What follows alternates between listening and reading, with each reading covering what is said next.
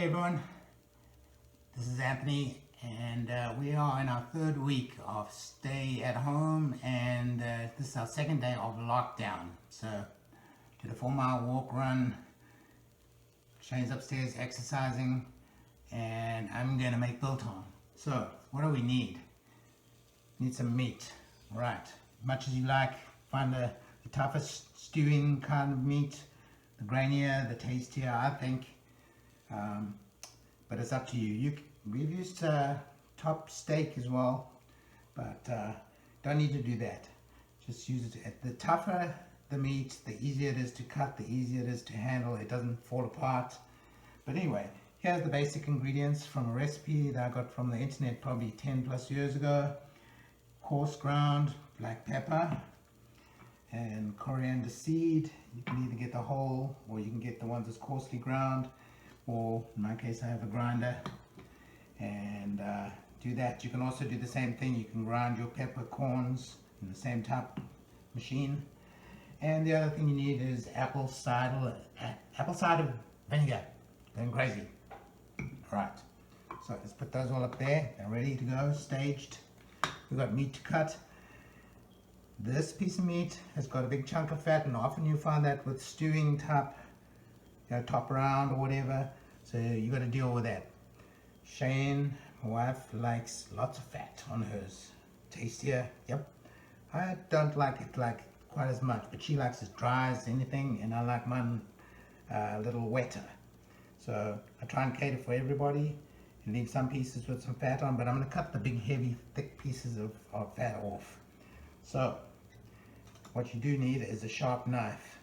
So I have a sharp knife, and I've got a handy dandy sharpening stone.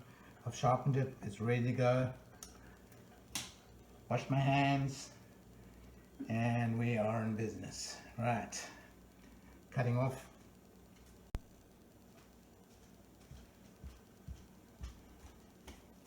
Right, I'm back. Still got all my fingers. Here's that piece of meat.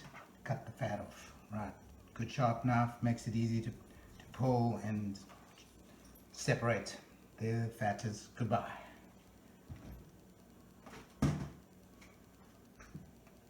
All right, here's the meat. Trying to get in front of the camera. All right.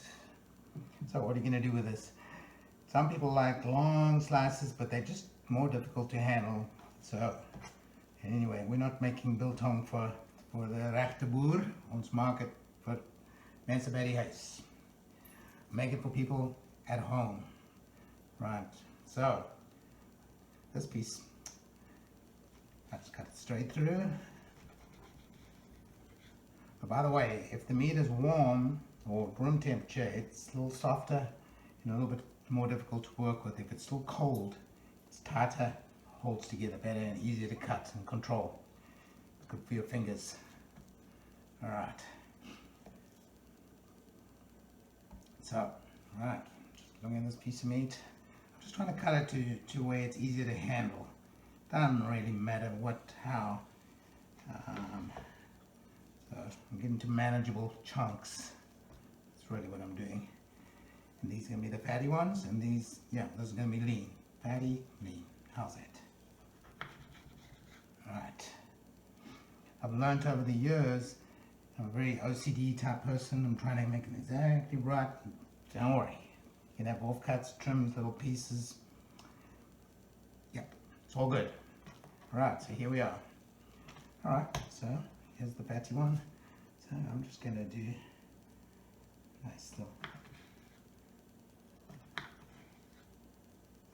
I do cut the fatter ones, the fatty pieces, a little narrower, because the fat seems to stop the salt absorption. Makes it a little slower.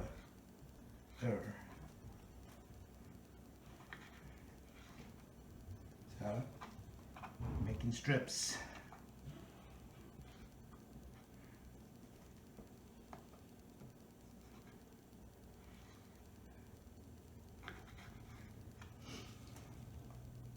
People are going to ask, how big a piece, how big do you want them? Well, basically the rule of thumb is if it's got fat on it, it needs to be in the salt longer. If it's lean and fat, it's going to be in the salt longer.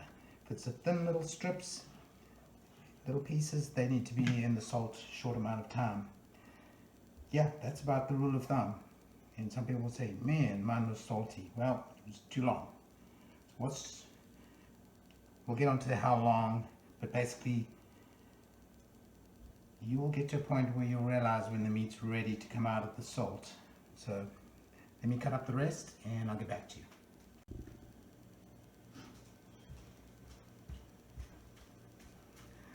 Alright, we're back. I cut all the meat, we're done with the knife. Here's all the pieces, right? You can see they're different sizes. Doesn't really matter. Little pieces with fat on, it's all good. Right, so here's the next part.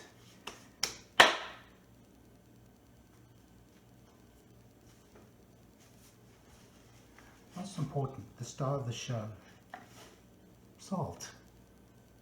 Duh. Alright. Coarse, kosher salt. If it's too fine, your meat's gonna be salty.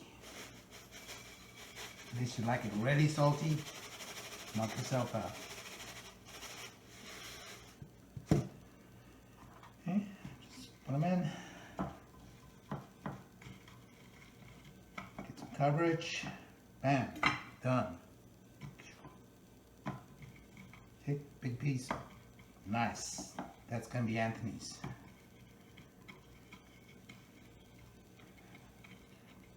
Why is it going to be mine? Because it's a bigger piece. It'll take longer to dry, and because of that, it'll be wetter when we. So basically, I want all of my meat when I had it in the dryer to be dry at different times, and that's one of the ways this happens. So. Yep, just keep going. Coat them up, sling them in another bucket. I do like to put quite a lot, work it in a little bit into the fat, especially where it's thicker, so that it does get a better chance of drying. Otherwise, sometimes it can get rancid, the fat. You've got to watch out for that. Alright.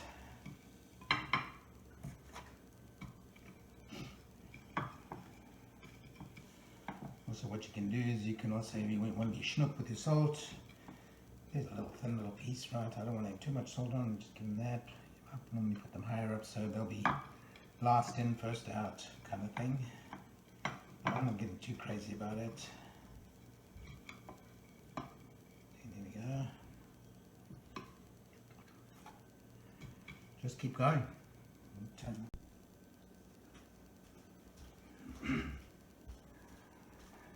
Alright, we've got all the meat salted. There's the pan. All that. Ta-da! There it is.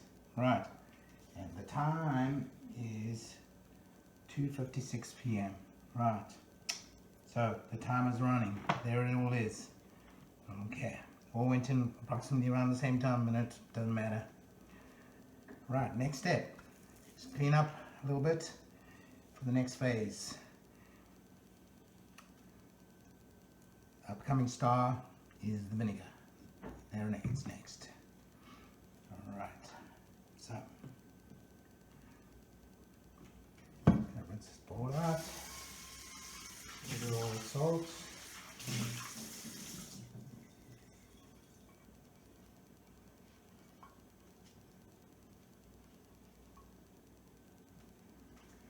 Alright.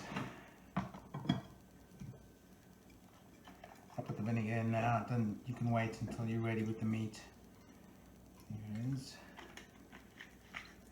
Vinegar is in. Right. So, probably the size of these pieces, 30 minutes. 3:30. I'll be back. Stay there.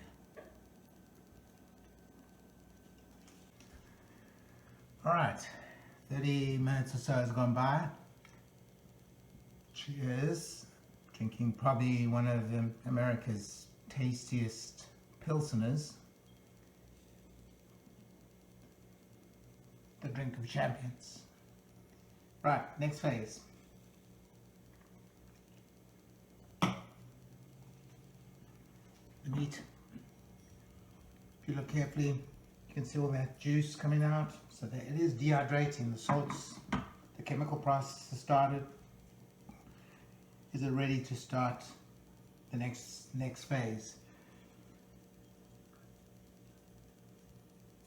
The meat's ready when it feels like it's tightened up. You know, normally the meat's limp and soft, but it sort of gets a little firmer. I don't know, it's hard to describe, but you can see, look, that's a good piece, right? You can see some of it's actually changed color a little bit, but yeah, there you go. That piece is ready to go. And that is, you can see it's pretty thin slice. So that's what's happened. The chemical process has started with the salt. It's gotten firm. Yeah, if you wheel it around too much, it'll soften up again. But basically, roll in there quickly, give it a bath, and it's put it over there. You just basically rinsing 90-something% of the salt off. And some of the bigger pieces, I'll leave them a little bit longer because they still limp, whatever you want to call it. So you just keep. So basically, I'm using the vinegar to rinse off the salt, right? And it's not all rinsed off, but that's what I guess what the process is. I think the vinegar has other benefits in that it also stops mold, which also helps when if your meat's going to be not used for a long time. Yeah, you won't get mold destroying the meat. And that piece is all soft, right? Yeah. So you just keep picking pieces up, slinging them over there, right? Anyway, you get the idea.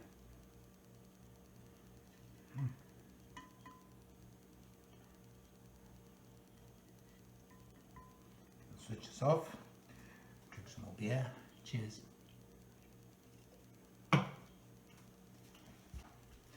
So, here's my meat, quickly dragged through the vinegar, the side of vinegar. There's the vinegar, that's what it looks like. You can see how much salt's been washed off it. And this where the meat was curing in the salt. You can see there's a lot of liquid. It's doing its job. It's dehydrating the meat. All right. Okay. Another sip. Now we're going to spice the meat. Got to wash up these things and rinse them out. All right. Ready to go to the next phase. Okay. Got our meat over here. Got our spicing dish, and then we've got our dehydrator trays that we're going to put in the dehydrator. So I'll just stack them up, ready to go. Alright, running out of space, so I've got to do things quickly here.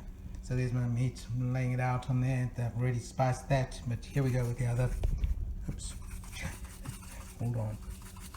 Pepper, there we go. Put some coriander, using my thing, then put it on there. Alright, so that's it. Put it in the dehydrator and turn it on. And wait a day or so, maybe 2. It should be ready to eat. Alright, nearly finished. So let's spice the meat. Coriander. Okay, it's beer time. Oh no, we're going to check on the Biltong. So here's the dehydrator on top of the beer fridge, and let's just check what's going on.